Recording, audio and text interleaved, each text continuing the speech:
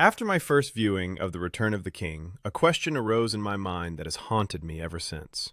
And no, it wasn't the overused one, why didn't the hobbits just fly to Mordor on the eagles? My question was different, and to me, far more intriguing. Why did Aragorn release the army of the dead right after they had proven their incredible effectiveness? That scene of their arrival is one of the most breathtaking moments in the entire trilogy. Phantom warriors sweeping across the battlefield, bringing death to the enemy, wiping out entire hosts. It was a weapon against which Sauron had little to no defense. One would think that keeping them around would have ended the war in mere days. And yet, as soon as victory was secured at the gates of Minas Tirith, Aragorn granted them freedom. At first glance, it seems illogical, but on closer inspection, the choice begins to make sense. The history of the dead goes back to ancient times. They were once the people of the White Mountains, who swore an oath of allegiance to Isildur, only to betray him at the crucial moment and refuse to fight against Sauron. In punishment, Isildur cursed them, and ever since their souls knew no rest. Only his heir could lift the curse and grant them release. That heir was Aragorn. He gave them a chance to fulfill their long-broken vow, and the dead agreed to fight in order to redeem themselves. But here lies the key. By releasing them after the battle, Aragorn showed not weakness, but loyalty to his word. He had promised them release, and he kept his promise.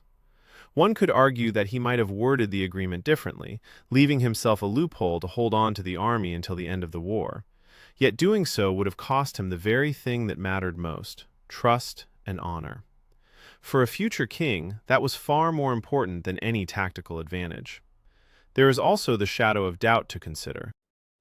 These ghosts had already once broken their oath.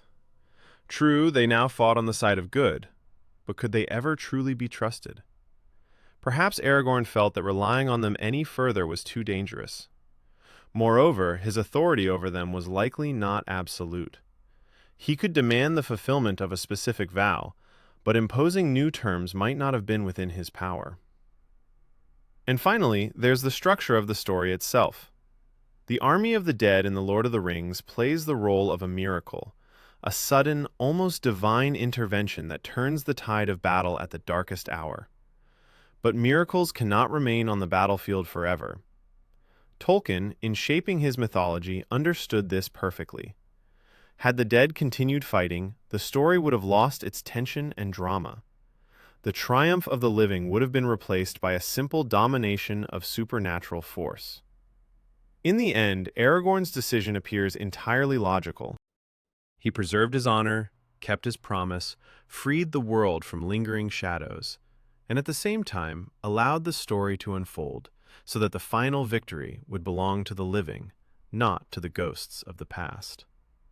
That is what makes the scene not a flaw in the script, but a deliberate element of the legend, where the heart of the tale is not the power of an army, but the choice of a man who remained true to his word, even in the hardest of hours.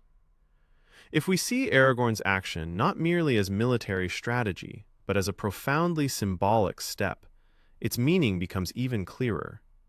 This was not simply about war and triumph over Sauron. It was about power, trust, and the weight of a promise. For Tolkien, a hero's honor was always greater than his might.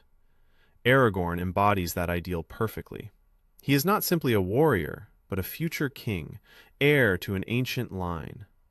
His true strength lies not only in the sword he carries, but in the weight of his word, which is stronger than any spell. By refusing to keep the dead by his side, he put his faith in the living, in the alliance of men, elves, dwarves, and hobbits. For it was their struggle that had to bring the final victory, not the spectral shadow of a bygone age. There is a profound meaning in this choice. Imagine if Aragorn had kept the dead and led them through the rest of the war.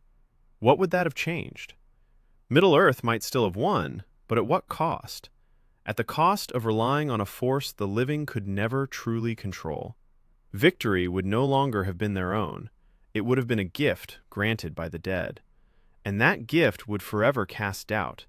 Are men capable of standing on their own, or will they always need otherworldly aid? Tolkien, as a man who had endured the First World War, understood deeply that the true value of victory lies in the fact that it is earned by the living through their own hands, their own courage, their own blood. The army of the dead was spectacular, yes, but it was not the future. They embodied old guilt and an ancient curse, not the New Age Aragorn sought to build. By releasing them, he was breaking the chains of the past and declaring, "From this moment, we march forward on our own."